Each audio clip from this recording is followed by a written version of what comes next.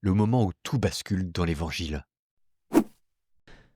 En ce temps-là, Jésus prend avec lui Pierre, Jacques et Jean son frère, et il les emmène à l'écart sur une haute montagne.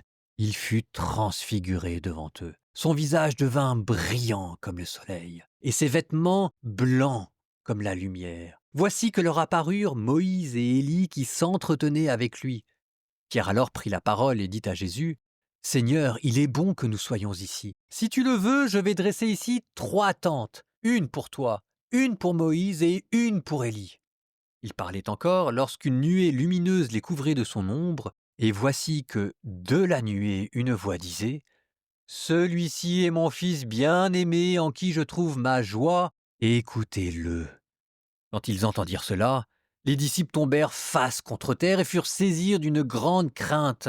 Jésus s'approcha, les toucha et leur dit, « Relevez-vous et soyez sans crainte. » Levant les yeux, ils ne virent plus personne, sinon lui, Jésus, seul. En descendant de la montagne, Jésus leur donna cet ordre, « Ne parlez de cette vision à personne, avant que le Fils de l'homme soit ressuscité d'entre les morts. »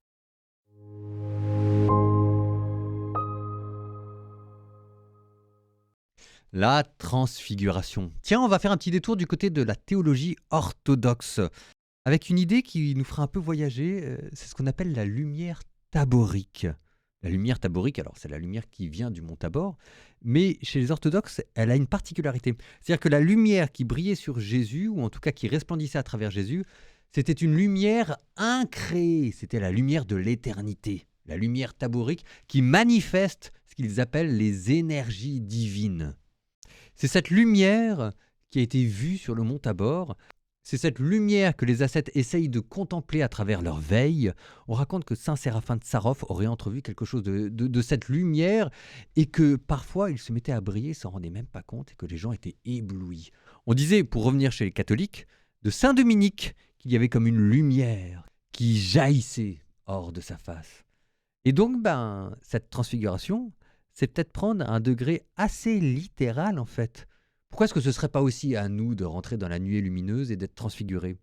La nuée lumineuse, c'est Dieu qui vous appelle à rentrer dans son mystère. Allez-y.